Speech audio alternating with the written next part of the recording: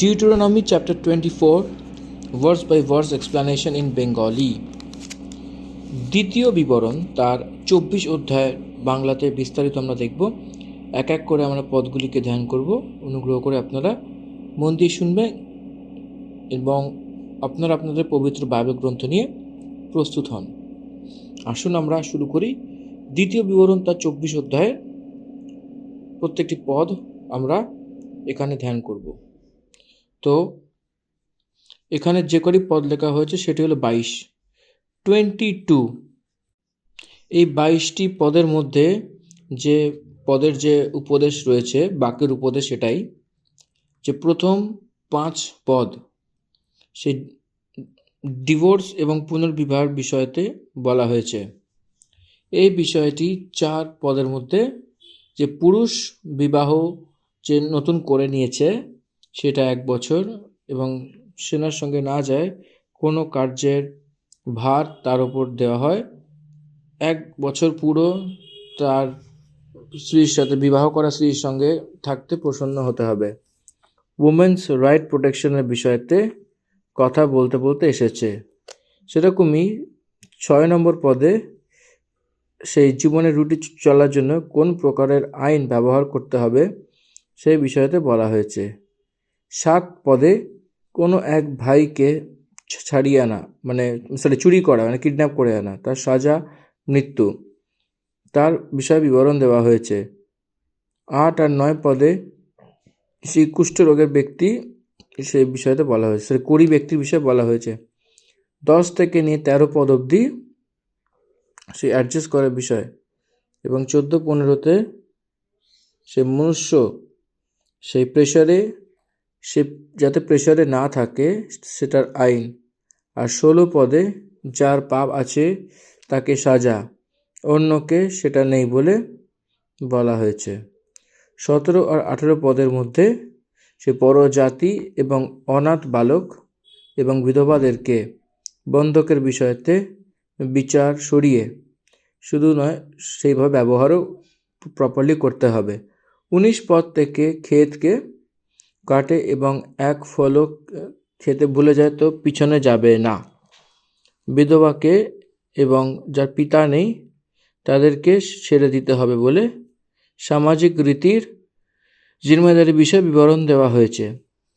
20 পদ থেকে 22 পদ অবধি সেই ডালিকে ছেড়ে দেওয়া এবং ডাকের বিষয়তে এইভাবে সব দানাকে সে যাতে না ভাঙে সে বিষয়ে বলা হয়েছে।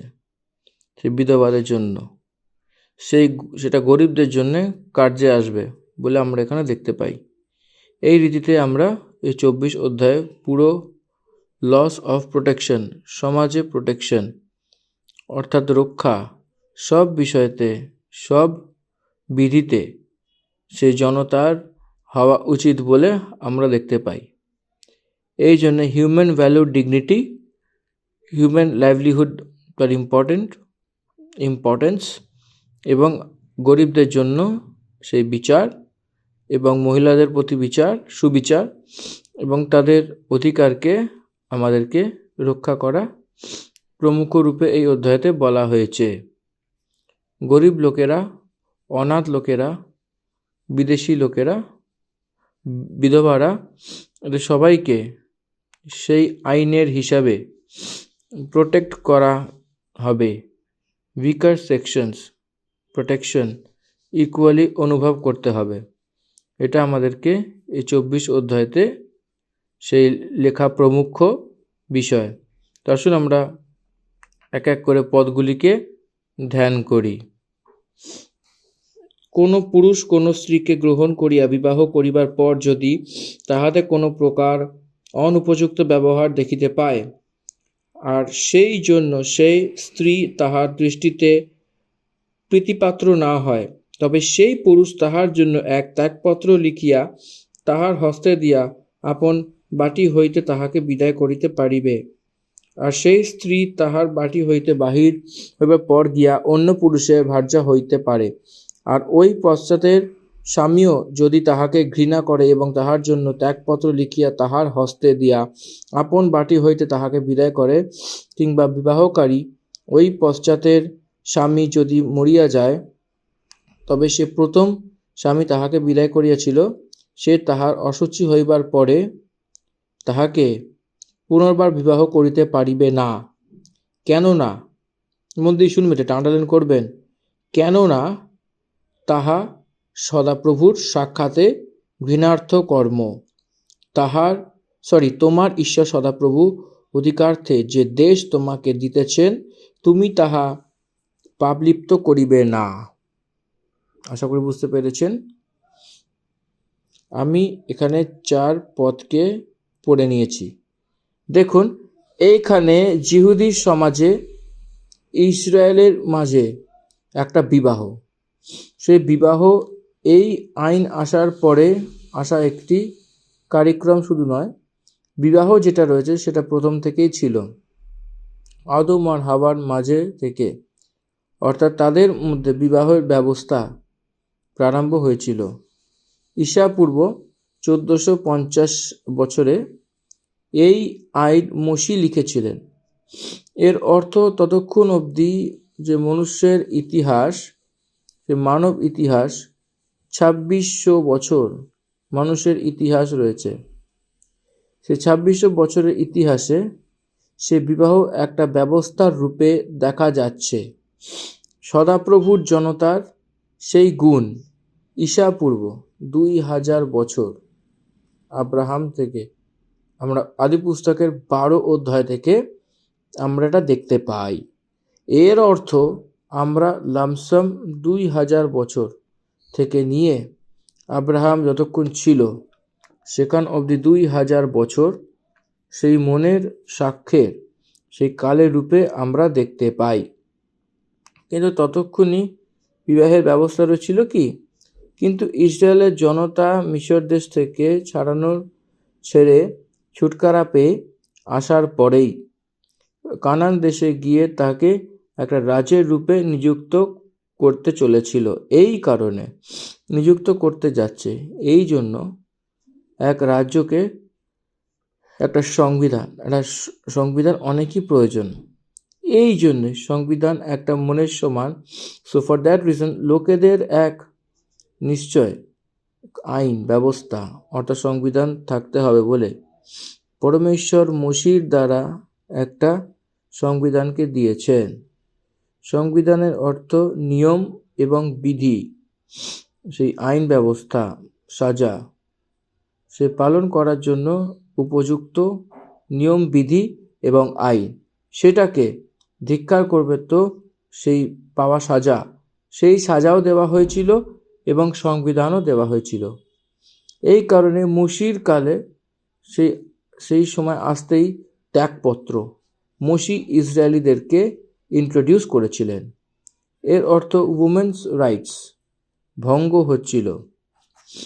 পুরুষ লোকেরা অনেক সরল রূপে স্ত্রী লোকেদেরকে বিবাহ করে কিছু আলাদা আলাদা কারণ দেখাতে দেখাতে অনেকভাবে সহজ রূপে তাদেরকে ত্যাগ করছিল, ছেড়ে দিচ্ছিল। তারা অসুস্থ হয়েছিল বলে, তারা যে বাচ্চাদেরকে জন্ম দিয়েছিলেন তার সৌন্দর্যতা কম হয়ে গেছে বলে, নয়তো তাদেরকে সেই ভোজ ওঠানা, প্রেশার নেওয়া অনেক কষ্টের রূপে ছিল, তাদেরকে ছেড়ে দিচ্ছিল। অন্য সমাজে তারা অনেক বিপদে পরিস্থিতি দেখা যাচ্ছিল। এই পরিস্থিতির মধ্যে উমেন্স রাইটস প্রোটেক্ট করার জন্য মসি বিবাহের বিষয়তে, ত্যাগপত্রের বিষয়তে, পুনর্বিবাহের বিষয়তে বলেছেন। দেখুন, ডিভোর্স অবধি আসতেই একটা রেস্ট্রিকশন নিযুক্ত করেছিল, সেটা এই যে বিবাহের বিষয়তে পুরুষ স্ত্রীকে যদি ছাড়তে চায় তখন ব্যভিচারের একই কারণ দ্বারা তাকে ছাড়তে পারে, বাকি কেউ কারণ দ্বারা সেরকম করতে পারবে না, ছাড়বে না। অনেক আমার প্রেশার হয়ে গেছে বলে নয়তো সব মেয়েদেরকেই সে জন্ম দিয়েছে বলে, নয়তো তারা অনেক অসুস্থ হয়ে গেছে বলে, নয়তো স্বামী যেরকম ভাবে সেই প্রকারের রূপে সার্ভিসেস দিচ্ছে না, এই জন্য বলে এরকমভাবে স্ত্রীকে ছেড়ে দেওয়ার অধিকার নেই। কেবল এক ব্যভিচার করার কারণ দ্বারাই তাকে ছাড়তে পারে, নাকি কেউ আর কারণ দ্বারা। তারপর আপনি ধ্যান দিয়েছেন কি না আমি জানি না, তবে ব্যভিচারের কারণ দ্বারাই তাকে ছাড়তে হবে বলে যদি বলে, বাস্তবিক রূপে যদি সেই ব্যভিচারে কাউকে ধরা পড়ে যায়, তাকে পত্রাও করে মারতে হবে বলে তাদের ব্যবস্থাতে লেখা রয়েছে। তো এই জন্যে এখানে আমরা দেখার সময় একটা বিবাহের বিষয়তে যে ইয়কিনতা না হয়ে ব্যভিচারের বিষয় ছেড়ে কোনো আর কারণে তাকে সেই তালাক দেবে না বলে বলছে। একটা রীতি দিয়ে যদি দেখা যায় তো even in Old Testament also impossible to give the divorce even if the period of Moses also. মসির কালেও ডাইভোর্স জিনিসটা ইম্পসিবল ছিল। মসির পিরিয়ডে ডাইভোর্স ইম্পসিবলের রূপে দেখা যাচ্ছিল। দেখুন, এখানে যদি কোনো পুরুষ বা স্ত্রী থেকে বিবাহ করে তো সে তাকে স্বীকার করবে বলে অর্থ আসে। সেই পুরুষ কোনো স্ত্রীকে বিবাহ করে তো তারপরে তার কোনো লজ্জার কিছু পেয়ে তার সঙ্গে অপ্রসন্ন হয়ে তো সে তার জন্য ত্যাগপত্র লিখে এবং তার হাতে দিয়ে তাকে তার ঘর থেকে বার করে দিক, তাকে অন্যায় রূপে কখনো যেন না ছাড়ে। সে স্ত্রীকে পুনর্বিবাহ করার অধিকার এই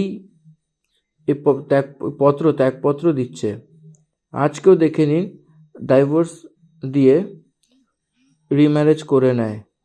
সেরকমভাবে সেই ডাইভোর্সের পরে সেই স্ত্রী অন্য পুরুষকে বিবাহ করার জন্য সুযোগকে সেখানে দিয়েছে। ডাইভোর্স হওয়ার পরে অন্য বিবাহ না করার মতো সেরকমই ভাবে থাকা ব্যবস্থা। তারপরে তার পোষণকে মৌকা না পেয়ে সেই মৌকা না থেকে ব্যভিচার করে সেই বেশ্যার রূপে সেই স্থিতি সেইভাবে সেই ভক্ত মুশি তাদের রাইটকে প্রোটেক্ট করে অন্য সঙ্গে বিবাহ করে সেই সুযোগকে মুশি দিয়েছেন, সেই চান্স দিয়েছিল। তার হাতের জন্য ত্যাগপত্র লিখে তার হাতে দিয়ে তাকে তার ঘর থেকে বার করে দিক। আর যখন সে তার ঘর থেকে বেরিয়ে যাবে তখন অন্য পুরুষে হতে পারে, তো সেই স্ত্রীর অধিকার সেটা রয়েছে। সে তার নিজের পোষণের জন্য, তার রক্ষার জন্য সমাজে সেই বিবাহের ব্যবস্থাতে সে হিম্মত দ্বারা থাকতে পারে, সে সামিল হতে পারে। এই প্রকারের রূপে এখানে দেখা যাচ্ছে। কিন্তু যদি সে অন্য বিবাহ করে নেওয়া পুরুষ সে স্ত্রী অপ্রিয় যদি লাগে আর সে তার জন্য ত্যাগপত্র লিখে তার হাতে দিয়ে তার ঘর থেকে যদি বার করে দেয় এবং সেই পুরুষ যদি তাকে স্ত্রী করে নেয়, যদি মারা যায় তো তার প্রথম স্বামী যে তাকে বার করে দেয় তার অশুদ্ধ হওয়ার পরে তাকে তার নিজের স্ত্রী না বানাতে পারে, সেই অন্য পুরুষ দ্বারা সে অলরেডি মিলে গেছে, সেই স্ত্রীকে সেই প্রথম পুরুষ ব্যভিচার করার সমান হবে, সেই ঘৃণিত রয়েছে। সেই জন্য সেই পরমেশ্বর সদাপ্রভুর সম্মুখে ঘৃণিত কথা রয়েছে। এই জন্য ছেড়ে দেওয়া স্ত্রীকে আবার বিবাহ করা যাবে না। দ্বিতীয়বার একই স্ত্রী অন্য পুরুষ দ্বারা বিবাহ যদি করে নেয়, যে প্রথম পুরুষ ছেড়ে দিয়েছে সে প্রথম পুরুষ, সে অন্য পুরুষ মারা গেছিল, সেই স্ত্রীকে প্রথম পুরুষ অ্যাকসেপ্ট করা নয়, সেটা এক ধর্মীর রূপে দেখা দিচ্ছে। এই প্রকার তো সেই দেশকে যাকে তোমার পরমেশ্বর সদাপ্রভু তোমার কথা বলে তোমাকে দেয়, সেই পাপী হয়েও না। কিন্তু পবিত্র বাইবেল গ্রন্থতে মতি লিখিত সুসমাচার 5 অধ্যায় তার 31 পদ, লুক লিখিত সুসমাচার 16 অধ্যায়ের 18 পদ, প্রথম করিন্থীয় পত্রী 7 অধ্যায়ের 10 পদে রাইট টু ডাইভোর্স অ্যান্ড রিম্যারেজের বিষয়তে লিখতে লিখতে এসেছে। সেরকমই মার্ক লিখিত সুসমাচার 10 অধ্যায় প্রথম থেকে নিয়ে 8 পদ অবধি, মতি লিখিত সুসমাচার 19 অধ্যায়ের সেখানে সেই সব কিছু বিবাহের বিষয়তে সেই সম্বন্ধিত সে কোন রীতিতে ত্যাগপত্র দেয় সেই বিষয়তে বলা হয়েছে। এইখানে যীশু খ্রিস্টের প্রমুখ এটাই রয়েছে যে মসি আপনাদের হৃদয়ের কঠিনের কারণে দেওয়া, নাকি প্রথম থেকে সেরকম ছিল না, প্রথম থেকে সে ব্যবস্থা সেরকম ছিল না। এর অর্থ ক্ষমা করার জন্য বলা হয়েছিল, যে ভাইকে আনলিমিটেড টাইমস ক্ষমা করার জন্য প্রভু বলেছেন। আপনাকে কেউ যদি খারাপ করে থাকে আপনার সঙ্গে, সেই ক্ষমা করো বলে যদি বলেছে, তো সেরকমভাবেই সেই পত্নীকেও ক্ষমা করতে হবে। পবিত্র বাইবেলে যে জ্যেষ্ঠ পুত্র আছে রুবেন বিলাতো, সে তার সম্পর্ক বানানোর সময় যাকুব শুনে সে চুপ করেছিল, তাদেরকে মেরে ফেলেনি, তাদেরকে নাশ করেনি, তাদেরকে ঘর থেকে তাড়ায়নি, আর সে বার করে দিয়েছিল, আর সেই তখন পোষণ করেছিল, সেই তাদের ধোঁকাবাজিকে ক্ষমা করে দিয়েছিল। আপনাদেরকে যে অপরাধ করে তাদেরকে যদি ক্ষমা করেন তো আপনার অপরাধ ক্ষমা করা হবে বলে পদ আমাদেরকে শিক্ষা দিচ্ছে। তো এই জন্য হারেক ব্যক্তি এক বিশ্বাসী রূপে, সেই ব্যক্তিও রোমীয় পত্রিতে 2:2 হিসাবে যে বিষয়তে অন্যকে ন্যায় করে, সেও নিজে ওই বিষয়তে ন্যায় হবে। তো এই জন্যে কিছু না করার সমান, কিছু উত্তর না দেওয়ার সমান থেকেই যাচ্ছে। তো এই জন্যে প্রভু বলেছেন যে আপনারা আপনাদের উপরে কোনো অপরাধ যদি কেউ করে তো ক্ষমা করার মতো, আর আপনার অপরাধ ক্ষমা করার সমান প্রার্থনা করুন বলে বলেছিল।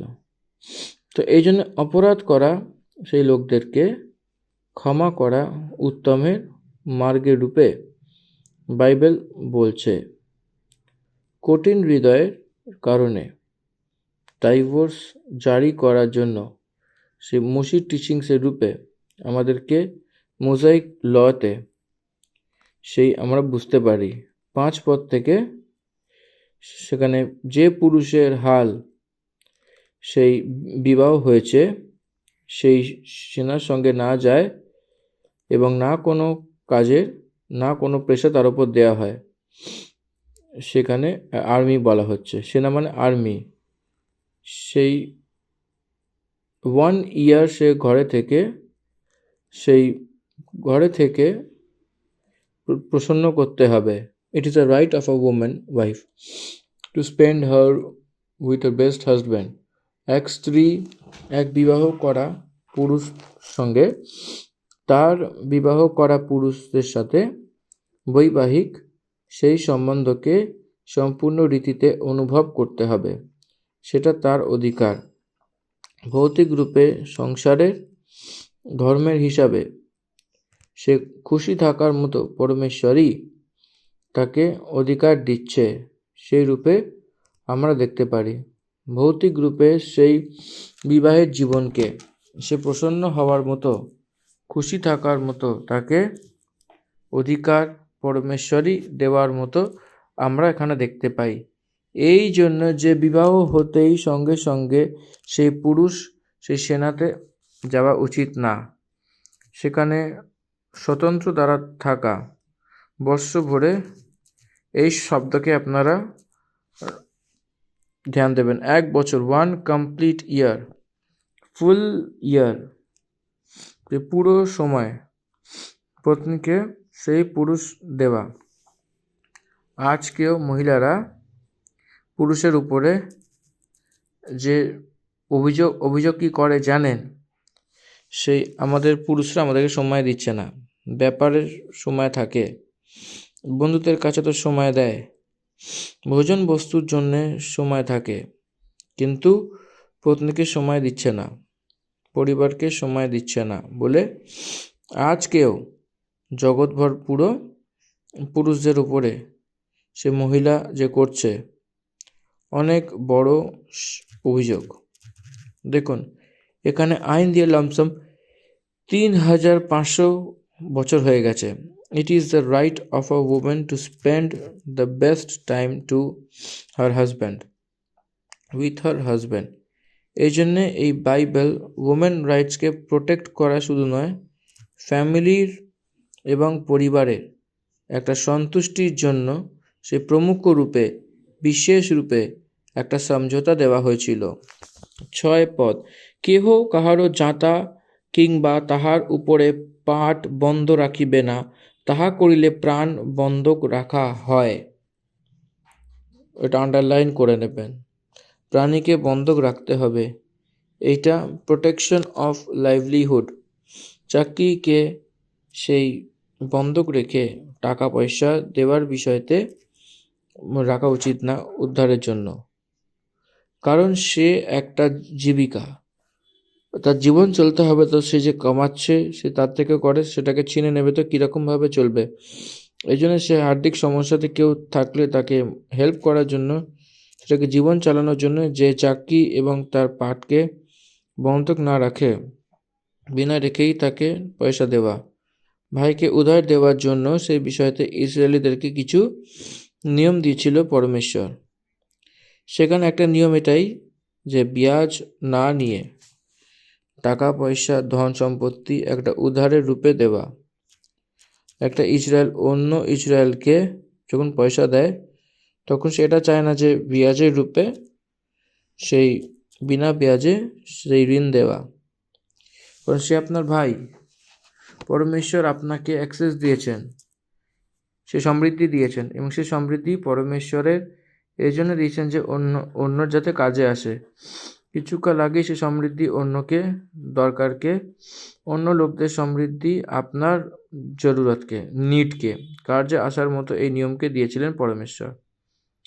এই জন্যে সেই জীবিকাকে চালানোর জন্য যে ব্যবহার করা, সেই চাকরি এবং তার পাঠককে বন্ধকের রূপে না নেওয়া বলে আইন বলা হয়েছে। 7 পদ অনেক প্রমুখ, মন দিয়ে শুনবেন এটা। কোনো মনুষ্য যদি আপন ভাতৃগণের ইসরায়েল সন্তানদের মধ্যে কোনো প্রাণীকে চুরি করে এবং তাহার প্রতি দাসবৎ ব্যবহার করে বা বিক্রয় করে এবং ধরা পড়ে, তবে সেই চোর হত হইবে। এইরূপে তুমি আপনার মধ্যে হইতে দুষ্টাচার লোপ করিবে। Protecting the value of human life. আর যদি এখানে দেখে এক্সপ্লয়টেশন দেখা যায়, আজকে এই 21 শতাব্দীতে পিপল এক্সপ্লয়টেশন অনেক বেড়ে গেছে। আজকে যদি আমরা মার্কেট যাই, সে লোয়ার মিডল ক্লাস এক্সপ্লয়েট হচ্ছে সেই জীবিকাকে আগে বাড়ানোর জন্য। সেই তাকে সমাজে পরিস্থিতি একেবারেই ঠিক নয়, সরকার অনেক মৌন রূপে ছিল। দেখুন এখানে সরকারের রেসপন্সিবিলিটি কী রয়েছে যদি আমরা দেখি, যে পুয়ার ম্যানের লিভিং সেই জীবিকা স্পষ্ট রূপে সরল রূপে চলা উচিত, সেই প্রকারের বিধিকে সরকার নিযুক্ত করতে চায় উচিত সেটা। এই জন্যে আইন ব্যবস্থা, এখানে এক মানুষকে, এক ইসরায়েলিকে অন্য ইসরায়েলিকে দাসের রূপে নয়, একটা দাসের রূপে তাকে টাকা পয়সা দিয়ে কেনা বেচা নয়। দাসকে কেনা মানে সেই 30 শেকেল দ্বারা, 30 শেকেল দ্বারা, 30টি চাঁদির কয়েন দ্বারা সেই দাসকে কিনে নিয়েছে। ইসরায়েলকে কখনো কেনা যাবে না, ইসরায়েলকে অন্য দাসের বরাবর ট্রিট করবে না। এক ইসরায়েল সে ইসরায়েলকেই কাজ দিতে পারে এবং দাসের রূপে অন্য যে কঠোর কাজের জন্য যে স্বীকার করা যাবে না। হিউম্যান লাইফ প্রোটেক্ট করছে এখানে, god is protecting the human life. এক মানুষ মূল নেয়, আজকে এক বস্তুকে যে মূল রয়েছে সেটা মনুষ্যকে নেই। আমি এটাই অনুরোধ করছি, আজকে ভারত দেশে সমাজে কিছু কার্যের জন্য কিছু লোকদেরকে ব্যবহার করছে। এক বোন তার যে বিদেশে থাকতো এক ভিডিও করে পাঠিয়েছিল, সে আমি ইউটিউবে দেখেছিলাম। একটা ড্রাইভারকে সেই স্ত্রী সেই উদ্যোগ মতো, যেরকম জব বলা হয়, চাকরি দিয়েছিল। তো সেই কর্মচারীকে তার নিজের ঘর একে যা দেওয়া হয়েছে সেরকমই মার্সিডিস বেঞ্জ সেখানে রয়েছে। সেখানে সেই চাকরির জন্য এসেছিল। এই জন্যে সেই ব্যক্তিকে আপনি বলে সমাদর করেছে।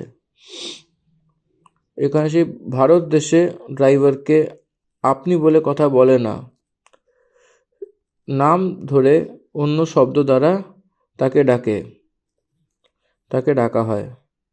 ডিগনিটি অফ হিউম্যান লাইফ অনেক কম রয়েছে আমাদের। কিছু কার্যকে কিছু বরাদ্দরি করার লোকেরা, কিছু জাতের লোকেরা, তারাই করতে হবে বলে আজকে সমাজে আমরা চলছি বলে আমরা চিন্তাভাবনা করি। আমরা দেখেও যাচ্ছি dignity of labour, dignity of human life যেখানে থাকে না, সেখানে একতা আসবে না, সমাজ নিযুক্ত হবে না একতার।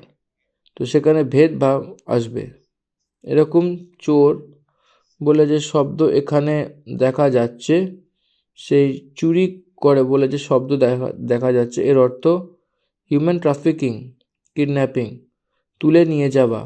আজকাল দেখুন ওমেন মিসিং কেসেস, ইন্ডিয়াতে thousands of women missing cases রয়েছে, দেখা যাচ্ছে। তাদেরকে ওমেন ট্রাফিকিংয়ের সেই বিষয়তে নামাচ্ছে, নয়তো কোথাওই তাদেরকে গোলামির রূপে বানিয়ে আলাদা আলাদা প্রান্ততে ব্যবহার করছে। কেউ অনেকে সেটা জানে না। আজকেও সে আইন এতটাই বৃদ্ধি হয়েছে, পুলিশের ব্যবস্থা বৃদ্ধি হয়ে, পলিটিক্যাল ব্যবস্থা বৃদ্ধি হয়ে, এই সময়তেই man missing women missing cases register হচ্ছিল। তো কি হচ্ছিল এখানে, যে মিস হচ্ছিল তারা, কি হচ্ছে এখানে, তাদেরকে চুরি করা হচ্ছে। ছোট বাচ্চা থেকে শুরু করে, ছোট বাচ্চা থেকে নিয়ে সেই অত্যাধিক রূপে চুরি করা হচ্ছে। এটা আজকের সমস্যা। কি রয়েছে না, 3,500 বছর ধরে এই আইনটিকে পবিত্র গ্রন্থ বাইবেলে লেখা হয়েছে, এবং তখনও মানুষদেরকে চুরি করার একটা পরিস্থিতি ছিল। এই জন্য সেই সময়তে সেই প্র্যাকটিস রয়েছে, এবং এই জন্য এটা লেখা হয়েছে। দেখুন, মানুষদেরকে চুরি করে তুলে নিয়ে যাওয়া, দাস দাসীর রূপে সেই বিক্রি করা সেই সময়তেও ছিল, সেই প্রকারের পরিস্থিতি সেই সময়তেও আছে। তো আজকেও সেই প্রকারের বিপদ রয়েছে।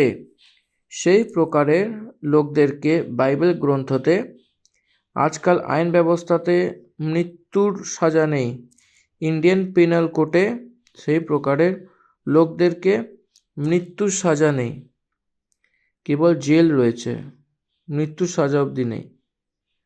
আর যদি ইসরায়েল দেশে কাউকেও, কোনো ভাইকে চুরি করে, তো কিডন্যাপ যদি করে, তো তখন জানা যায় যে যদি কাউকে গোলামির রূপে বানায়, কি বিক্রি করে দেয়, তো সেই চোর মারা যাবে, তাকে মেরে ফেলা হবে। দেখুন কোন প্রকারের আইন করা হয়েছে। আজকে রয়েছে তো আইপিসিতে জেলের সাজা, সেটাও এই কোর্টে জেল লাগবে, তো অন্য কোর্ট তার উপরের কোর্ট, এরকমভাবে ঘুরতে থাকবে, সময় কাটতে থাকবে, কাল হতেই থাকবে, সে তার কাজ নিজে করতে থাকবে।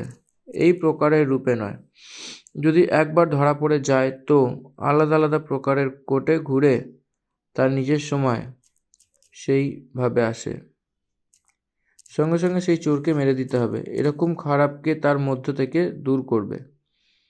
সমাজে মনুষ্যকে রক্ষা থাকবে। সমাজে যদি রক্ষা না পাওয়া যায়, তো সেই সমাজ অনেক দুর্ভাগ্যের রূপে থাকবে, ভয় রাজ্য করবে। যখন সুরক্ষা থাকবে তো অনেক দিন স্থিতিতে জীবনযাপন করা। এই জন্যে আমাদের সংবিধান রক্ষক সুরক্ষা দেয়। সংবিধান স্বতন্ত্রতাই দিয়েছে, সেই জায়গাতে সেই স্বতন্ত্রতার সঙ্গে অল কাইন্ডস অফ প্রোটেকশন সে আইনের দ্বারা, ব্যবস্থার দ্বারা আমাদেরকে দেয়। তো তারপরে 8-9 পদ যদি আমরা দেখি, সেই কুষ্ঠরোগের বিধি, সেই ব্যাধির বিষয়তে সেই চৌকস থাকা, এই বিষয়ের জন্য লেবি যাজক শেখায়।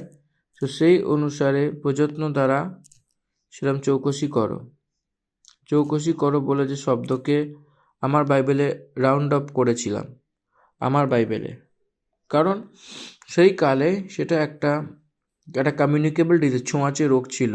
আজকে কুষ্ঠ রোগ আজকে যে টাচ করলেই কিন্তু ছোঁয়াচে হয় না বলে অনেক মেডিকেশনস বিল্ড হয়েছে, তারপরে আজকে আমরা সেটা বলছি।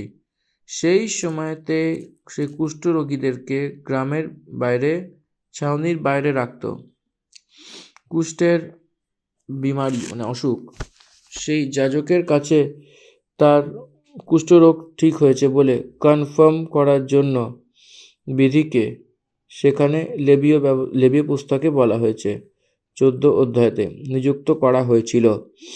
কোনো এক শরীরে যদি চুলকুনি হয় বা এক্সিমা বা দাঁত হয়, তো সেখানে কোনো সাদাপন দেখা যায়, সেটা পরীক্ষা করা, সেটাকে যাচাই করা এবং সেটার উপর ডায়াগনোসিস করে তার প্রপার একটা চিকিৎসা, তার প্রপার একটা ট্রিটমেন্ট বার করা, তবেই সেটা ট্রিটমেন্ট হলে সেটা ছোঁয়াচে কিন্তু আর হবে না। আর আজকালকার মডার্ন মেডিকেল সায়েন্সে এই ছোঁয়াচে জিনিসটা অর্ধেকের বেশি উঠে গেছে। তো সেটা যখন এক্সপ্যান্ড হয় ডে বাই ডে, তো এর মানে সেই ব্যাপ্তি হচ্ছে, বাড়ছে, এবং যেটা বাড়ছে সেটাকে কোরের রূপে, কুষ্ঠের রূপে নির্ধারিত করা হচ্ছে। অন্যকে সে স্পর্শ করলে তাকে বিপদের রূপে থাকে। সেই বিষয়তে সেই গ্রামের বাইরে আইসোলেট করে, কোয়ারেন্টিন যেটা কোভিডের সময় ছিল, সমাজে থাকে। সেই আমরা যখন কোভিড পিরিয়ডে ছিলাম, করোনার সময় ছিলাম, করোনার কালে করোনা পেশেন্টসে একটা রিফিউজ প্লেসে নিয়ে গিয়ে কোন রীতিতে রাখতো, সেখানে রেখে ভোজন সব কিছু রাখতো। সেরকমই কুষ্ঠরোগীদেরকেও গ্রামের বাইরে রেখে সেখানে তাদেরকে ভোজন পাঠাতো। কিছু সন্দর্ভে তাদেরকে নেগলেক্ট করতো, তাহলে তারা সেই কঙ্গালের রূপে সেই ভিক্ষা চেয়ে সেই গ্রামের বাইরে থেকে সেখানে যাত্রা করে ভিক্ষা চেয়ে জীবনযাপনের সন্দর্ভ আমরা এখানে দেখতে পারতাম। বাইবেলেও এটা দেখা যাচ্ছে। এই জন্যে কুষ্ঠরোগী সেইটা স্পষ্ট করলেই সেই বিমারির রূপে দেখা যাচ্ছে, এটা অসুখের রূপে দেখা যাচ্ছে। চৌকসি করো বলে বলা হয়েছে। সেই অনুসারে এই প্রযত্ন দ্বারা করতে চৌকসি করা, যেরকম আজ্ঞা আমি তাদেরকে দিয়েছি সেরকমই করতে চৌকসি করো, 2 বার বলা হয়েছে। স্মরণ রাখো যে তোমার সদাপ্রভু যখন তুমি মিশর থেকে তোমাকে বার করে দেওয়া হয়েছিল, তখন নিয়ে এসেছে সেই মার্গে মারিয়াম দ্বারা কি করেছিল। মরিয়ম কি করেছিল গণনা পুস্তকে 12 অধ্যায়তে আমরা দেখতে পারি। আশা করি আপনারা এই পাঠটি ভালো করে বুঝতে পেরেছেন। এবং এখানে আমরা প্রথম ভাগটি করলাম, এরপর আমরা দ্বিতীয় ভাগটা পুরোপুরিভাবে শেষ করব। কিন্তু আমি একটা কথা এখানে বলতে চাই, এই যে কুষ্ঠরোগের বিষয়টি এখানে বলা হয়েছে, এই কুষ্ঠরোগের যে মূল কারণ, সেই কারণ এখন মেডিকেশনে উন্নত হওয়ার জন্য সেই কুষ্ঠরোগ জিনিসটাই আস্তে আস্তে কিন্তু সরে যাচ্ছে। কিন্তু এই যে ছোঁয়াচে ব্যাপারটা যেটা আমি বললাম, সেটা কিন্তু এখন আর নেই। এটা আমি একটু আগেও বললাম, আবারও বলছি। তো যখন কোনো রোগগ্রস্ত ব্যক্তিকে দেখবেন এরকমভাবে, তাদের পাশে থেকে তাদেরকে সহায়তা করুন, তাদেরকে প্রপার মেডিকেশন দ্বারা তাদেরকে সুস্থতার দিকে এগিয়ে দিন। এটাই কিন্তু আমাদের বাইবেল গ্রন্থের মূল শিক্ষা, যে নিজের প্রতিবেশীকে নিজের সমান প্রেম করো। আশা করি এই বাক্য আপনারা সবাই বুঝতে পারছেন। আর যে যে পয়েন্টগুলো বললাম একটু আপনারা নিজের মতো করে আন্ডারলাইন করে নেবেন। তারপরে আমরা পরের ভাগে গিয়েও দ্বিতীয় ভাগে বাকিটা আমরা দেখব, এবং সবাই আপনারা মন দিয়ে শুনবেন। এখানে একটা বিশেষ কথা বলবো যে গণনা পুস্তকে যখন দেখেছিলাম 12 অধ্যায়তে মারিয়াম সেই কুষ্ঠ রোগের বিষয়েতে সে রোগগ্রস্ত হয়েছিল, কিন্তু তারপর মসি পরমেশ্বরের কাছে দোহাই দিয়েছিলেন, পরমেশ্বর সেই মারিয়ামকে চাঙ্গাই দিয়েছিলেন। 1 হপ্তাভর পুরো তার জন্য, সেই মারিয়ামের জন্য সব সমাজ আটকে গেছিল যাত্রা না করে। সেই সমাজ সেই মারিয়ামকে সেই বাইরে রেখে দিয়েছিল। কারণটাই যে সে মসির ওপরে সে কুরকুরানি করেছিল, এবং পরমেশ্বর সেখানে পীড়িত করার জন্য সে পদে এখানে বলা হয়েছে। পদ এখানে এটাই মনে করায় যে সে পুরো যে সাদা হয়ে একটা কুষ্ঠ বিমারিতে সেই পীড়িত করা বচন বলা হয়। এই জন্য সেই যে মারিয়াম সে প্রমিনেন্ট লিডার ছিল, প্রমিনেন্ট পার্সোনালিটি, মসির বোন ছিল, দিদি। আর হারুনের দিদি ছিল, কিন্তু সে কতটাই নিকট বন্ধু কেন না হয়, তাকে সমাজের বাইরে করে দেওয়া হয়েছিল। এই জন্য এই নাম উঠে লিখেছিল। কতটাই ইম্পর্ট্যান্ট কেন না হয়, মারিয়ামের মাথাতে কুষ্ঠের রোগ হয়েছে বলে লিখছিল। সে তার নিজে সেখানে কুষ্ঠরোগের কারণে সেরে পালিয়ে এসেছিল বলে পদ এখানে লেখা হয়েছে। কারণ সে টাচ করলে সে বিমারি হয়ে যেত, এই জন্য অন্যকে যাতে না ছড়ায় সেই স্ত্রী তার নিজের দিকে বাইরে চলে গেছিল, সোশিওলজিক্যাল রেসপন্সিবিলিটিস রূপে। সেই দিনেতে তারা ভেবেছিল। এই জন্যে চৌকসি থাকা, নিজেরই তো রয়েছে, অনেক মুখ্য লোক রয়েছে। এই প্রকারের লোকেরা আমাদের হালকাতে নেওয়া উচিত না, সেটা স্প্রেড হবে, বাকি লোকেরা নষ্ট হয়ে যাবে।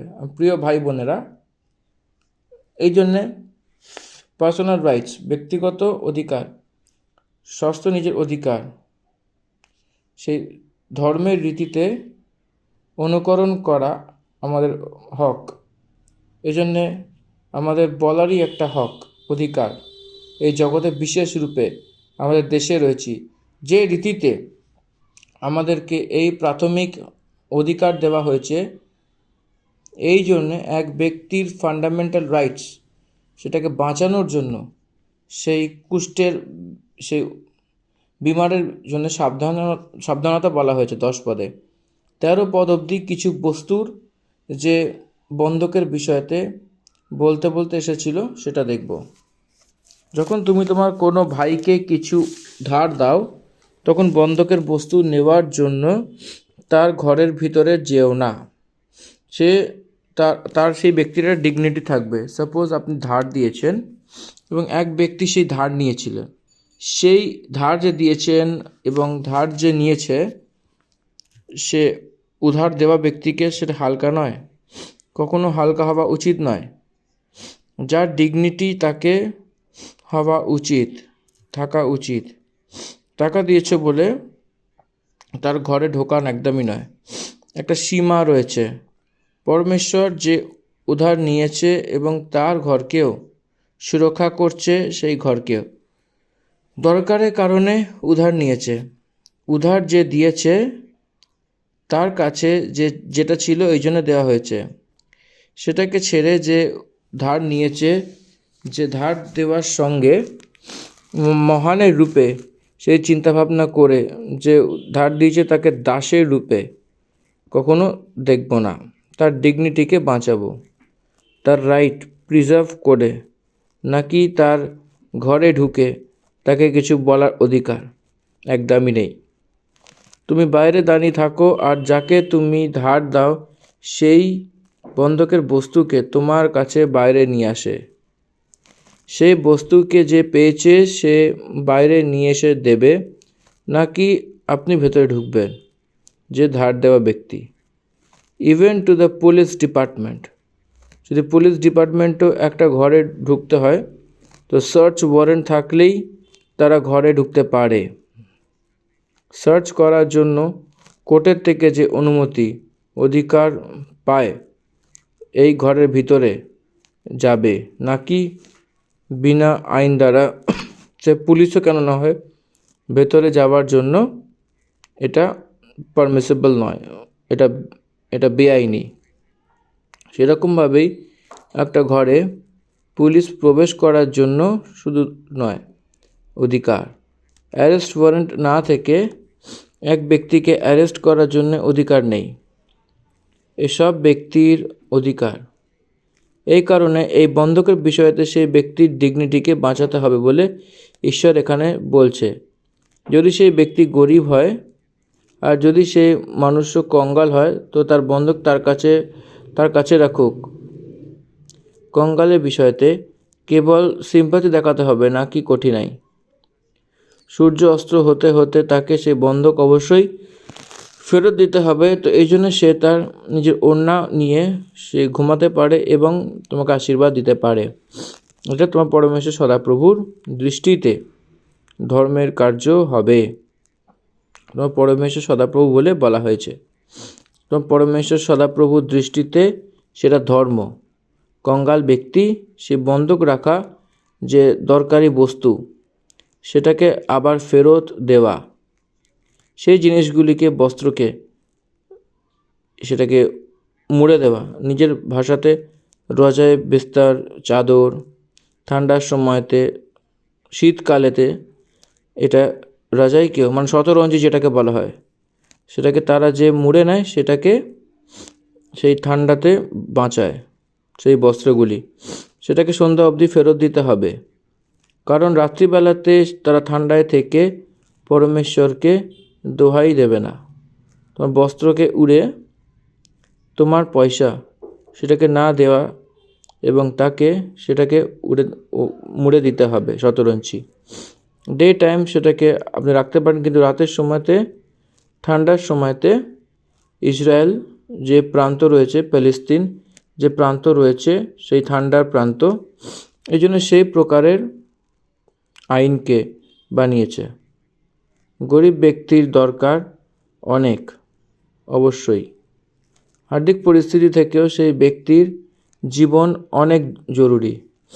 এই জন্যে আমাদের ভারতবর্ষের আইনে সেই ইনসলভেন্সি পিটিশন রয়েছে। একজন মানুষের জীবিত থাকার অধিকার রয়েছে। টাকা ধার নেবার কারণে তাকে ফাঁসি লাগিয়ে হোক কি ট্রেনের নিচে পড়ে মরে যাওয়া দরকার নেই।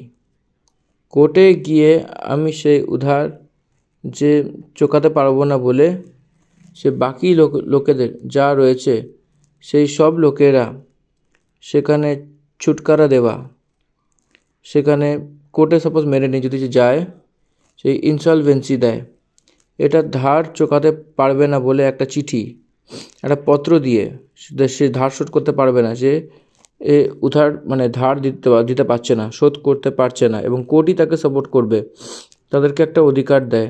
এই জন্য এক ব্যক্তি জীবনযাপন করার জন্য যা অধিকার তার রয়েছে পরমেশ্বর যা দিয়েছেন, নিযুক্ত করেছেন, আমরা বুঝতে পারছি। কোনো মজদুর যদি হয় কঙ্গাল হয়, চাहे তোমার ভাইয়ের মধ্যে থেকে হোক কি তোমার দেশের ফাটক থেকে হোক কি সেখানকার পরজাতি বাসিন্দা হোক, তাদেরকে মিসগাইড করো না। তাদেরকে ভেতরে থাকা পরজাতিগণ এবং সে ভাই লোকদের মধ্যে যদি কেউ থাকে, যে পরজাতির মধ্যে যদি কেউ থাকে, কোনো মজদুর যে দিন আর কঙ্গাল হয়, চাहे তোমার ভাইদের মধ্যে থেকে হোক কি তোমার দেশের সে বাসিন্দারা হোক কি পরজাতির মধ্যে থেকে হয়, তাদেরকে মিসলিড করো না, তাদেরকে টাকা দিতে দেরি করো না। আর যদি সেই মজদুর যে দিন কঙ্গাল সেই যদি ব্যক্তি দোহাই দেয়, পরমেশ্বরের কাছে বিনতি করে, পরমেশ্বর তোমাকে সাজা দেবে। দেখুন সাধারণ রূপে যদি আমরা দেখি, এখানে সপ্তাহ ভরের মজদুর থাকে, দিনের মজদুর থাকে, আর সপ্তাহ মজদুরও থাকে। তার পবিত্র বাইবেলে সেই ডাকের বাড়ির বিষয়তে যে দিনকে সেই দিনের মজদুর দেওয়ার সন্দর্ভও আমরা দেখতে পাই। সেরকম এই সপ্তাহবারে মজদুরি রয়েছে। সপ্তাহবারে মজদুরি 6 দিন কাজ করা, সপ্তম দিন কি 6 ডেতে সেই মজদুরি রয়েছে। সেরকম মাস ভরে মজদুরি থাকে, সে মাইনে ভরে দেওয়া হয়। কিন্তু দিন আর কঙ্গাল, ডেইলি ব্রেড, সেই দিন সেই কার্য করে। যদি সে সেই কাজ করানোর পরে সে টাকা পয়সা না দেয়, সেই দিন তার ঘরে সেই টাকা পয়সা না নিয়ে যায় যদি, তো সে, তার পত্নী, তার বাচ্চারা ক্ষুধার্ত থাকতে হবে। এই জন্য তাদেরকে যেদিনের মজদুর সেটা দিতেই হবে। পরমেশ্বর সেটা আইন বানিয়েছিলেন, সেটা সে কোনো দরকার নেই সেটা ছেড়ে দেবো বলে, কিন্তু ছাড়েনি, সেটাকে আইনের রূপে বানিয়েছিল। এটা জেনে যে সেই দিন এবং তার মন মজদুরিতে লেগে থাকে। মজদুরি করতেই দিন সূর্য অস্ত হয়ে সে তার মজদুরি দেওয়া। এরকম না হয় যে সে তোমার কারণ সদাপ্রভুর দোহাই দেয় এবং তুমি পাপী হও। মজদুরিকে আটকানো পাপ। সূর্য অস্ত হওয়ার আগে দিয়ে দিতে হবে, বিফোর 6 o'clock দিয়ে দিতে হবে। সেটা ঘরে গিয়ে তার বাচ্চাদের কাছে খাবার খেতে হবে, তো সেই টাকা দিয়ে আবার একজোট হয়ে যেতে হবে। সে তার নিজের ভোজনকে বানিয়ে খেতে হবে। আমি আজ রাতে 11টার সময় দেবো বলে যদি বলে, তো হতে পারে না।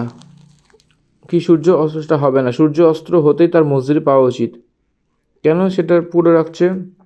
কারণ মানুষের ভেতরে কঠিন এক্সপ্লয়টেশন করার একটা সম্ভাবনা রয়েছে। তো এই কারণে এই প্রকারের আইনকে ইসরায়েল দেশে প্রবেশ করছে। 16 পদে যার সাজা তারই ওঠানো। সন্তানের জন্য পিতার কিংবা পিতার জন্য সন্তানের প্রাণদণ্ড করা যাইবে না। প্রতিজন আপন আপন পাপ যুক্তই প্রাণদণ্ড ভোগ করিবে। এটা আন্ডারলাইন করে নিন। অনেক সন্দর্ভে পুলিশ বিভাগ এক ব্যক্তিকে অ্যারেস্ট করার জন্য যদি সে আটকে যায়, তো তার প্যারেন্টসকে নিয়ে আসে, তাদেরকে বসিয়ে তাদের ওপর প্রেশারাইজ করে। সেই সন্দর্ভ অনেক কিছু রয়েছে। সেই প্রকারের কার্য চলবে না। সেরকম সেটা আইনের বিরুদ্ধে, সেটা করা যাবে না। অধিকারের রূপে ডাকা আলাদা, তাকে বন্দি করা, তাদেরকে তাড়না দিয়ে তাদেরকে প্রেশারাইজ করা আলাদা। এই জন্য আইন অনেক স্পষ্ট রূপে রয়েছে। আজকে আমরা এটা শিখতে হবে যে যার কারণ সেই তাকেই ঝেলতে হবে, তারই সাজা। পিতা যদি ভুল করেন তাহলে সন্তান যদি ভুল করে তাহলে পিতাকে সাজা দেওয়ার জন্য, বন্দি করার জন্য অধিকার নেই, সেটা হবে না। এই জন্য সেই অপরাধ ব্যক্তিগত, দোষ ব্যক্তিগত। সে কেবল ব্যক্তি সেই চার্জেসকে সামনা করে, নাকি সে ফ্যামিলি মেম্বার্সকে কেউ সম্বন্ধ নেই, সেই সব লোকদেরকে সবাই নির্দোষ। এই কারণে ইন্ডিভিজুয়াল রাইটস ফ্যামিলিতে বাঁচানোর জন্য এই বিষয়ে বলা হয়েছে। 17-18 পদের মধ্যে কি আছে দেখুন, যে সে বিদেশিগণ এবং পিতৃহীনের বিচারের অন্যায় করিবেন না, এখানে বলা হয়েছে। এবং বিধবার বস্ত্র বন্ধক লইবে না, সেটাকে সাপোর্ট করার জন্য কেউ থাকবে না, তাদের দিকে প্লি করার জন্য কেউ নেই, তাদেরকে তাদের প্রতি তাদেরকে সাপোর্ট দেওয়া বা তাদের সঙ্গে তাদের হয়ে কথা বলা কেউ নেই। তো তাদের বিচারকে বিগড়ে দেব, তো কে আসবে বলে থাকবে না। আর না কোনো বিধবার কাপড়কে বন্ধক রাখো বলতে এসেছে এই পদে। বিধবাকে হেল্প করতে হবে, শুধু তার বস্ত্রকে বন্ধকের রূপে রাখা নয়। আর এটাকে স্মরণ রাখো দেশে মিশরে দাস ছিলে এবং তোমার পরমেশ্বর সদাপ্রভু তোমাকে সেখান থেকে ছাড়িয়ে এনেছে। এই কারণ আমি তোমাকে এই আজ্ঞা দিচ্ছি, যেরকম তুমি মিশরে দাসের রূপে ছিলে এবং আজকে তুমি মালিক রূপে তোমার নিচে যে দাসলোকেরা রয়েছে তাদেরকেও তুমি দয়া করবে বলে বলছে এই পদের দ্বারা। দেখুন, সিম্প্যাথি দেখানোর যে বিষয় আজ্ঞার রূপে এখানে রয়েছে, সেখানে পরদেশীকে, অনাথকে, বিধবাকে, সেই বিচারকে কখনো বেগরাবে না। সেই পক্ষ দেখিয়ে পরমেশ্বর রয়েছে। পরমেশ্বরের দিকে আম পক্ষ না দিয়ে, ন্যায় না বিগড়ে, আইন সবারই একই, গরিব ব্যক্তির হোক কি ধনবানকে হোক কি, একতাই রয়েছে। দেখুন, জীবনে এবং জীবিকা বাঁচানোর বিষয়তে সমাজের রক্ষার জন্য একটাই রয়েছে, কাউকে আলাদা কাউকে করবে না। সে 19 পদকে দেখুন, তুমি ক্ষেত্রে আপন শস্য ছেদনকালে যদি এক আঁটি ক্ষেত্রে ফেলিয়া রাখিয়া আসিয়া থাকো, তবে তাহা লইয়া আসিতে ফিরিয়া যেও না। তাহা বিদেশীর পিতৃহীনের ও বিধবার জন্য থাকিবে, যেন তোমার ঈশ্বর সদাপ্রভু তোমার হস্তকৃত সমস্ত কর্মে তোমাকে আশীর্বাদ করেন। খেতে ভুল করেও সেই কাজটি করবেন না। এবং খেতে ভুলে গিয়ে ঘরে এসে গেছিল, সেটাকে সেই আবার ঘরে আনার বিষয়তে, যে ভুলে গেছে সেই ক্ষেত্রকে আনতে গেছিল, সে যেও না বলে আজ্ঞা দিয়েছে। সেই ফুলকে সেই গরিবদেরকে দেওয়ার কথা বলা হয়েছিল। এই জন্য সে গরিব লোকদের ভোজনের জন্য পরমেশ্বর চিন্তিত হচ্ছিল বলে সেটা বোঝা উচিত। এই জন্য কিছু ভাগ আপনার কমাইতে সেখানে বলা হয়েছে, সে পাওয়া উচিত বলে যে অর্থ আসে, ইসরায়েলের সব ব্যবস্থা বলছে। এই জন্য সেই গরিবের রূপে দেখা যাবে না। সেই ধনবান লোক তাদের সম্পত্তিতে ধনকে কঙ্গালকে দিয়ে, গরিবদেরকে দিয়ে সেই দারিদ্রতা থেকে লোকাবে, গরিবদেরকে ছাড়াবে, তাদেরকে উধার থেকে ছাড়ায়, তাদেরকে ব্যাপার রাখার জন্য ব্যাজ বিনা সে টাকা পয়সা দেয়, হেল্প করে। এই জন্য ইসরায়েলের হার্দিক পরিস্থিতিতে কষ্ট অনেক কম থাকে। ইসরায়েল দেশ জগতে অনেক ছোট একটা দেশ। এখানে অনেক মহান বিধি কি রয়েছে। একটা অদ্ভুত রীতির বৃদ্ধি আসার কারণ কি? সেই দেশের অন্তরে থাকা আইন, সেটাকে অনুকরণ করার অনুশাসন, সেটাকে জারি রাখার অধিকারীদের অনুশাসন এবং ন্যায়াধীশের একটা অনুকরণ করার অনুশাসন। এই কারণে সেই দেশ সেটাকে অতটা প্রমুখতা দেয় না, কিন্তু দেয় আবার কোনো সময়। কিন্তু সেই দেশ আশীর্বাদের দেশের রূপে আমরা দেখতে পাই। 20 পদ 20th ভার্স আমরা দেখব, যখন তোমার জিতবৃক্ষের ফল পার, তখন শাখাতে আবার অবশিষ্টের অন্বেষণ করিবে না, তাহা বিদেশী পিতৃহীনের ও বিধবার জন্য থাকিবে। যখন তোমার দ্রাক্ষাক্ষেত্রে দ্রাক্ষাফল চয়ন করো, তখন চয়নের পরে তার আবার কুড়াইও না, তাহা বিদেশী পিতৃহীন ও বিধবাদের জন্য থাকিবে। স্মরণে রাখিবে, তুমি মিশর দেশে দাস ছিলে, এই জন্য আমি তোমাকে এই কর্ম করিবার আজ্ঞা দিয়েছি। এটা কিন্তু অনেকটাই দুর্বল লোক, সামাজিক রূপে হার্দিক থেকে আর্থিক এবং মেন্টালি অনেক দুর্বল। সেই ভাগ তাদের থাকা উচিত, তাদের থাকতে দেওয়া উচিত সেই ভাগে। দেখুন, আমরা হার্দিক পরিস্থিতির বিষয়েতেই ওবিসি কমিউনিটিকে আমাদেরকে চিনতে হবে।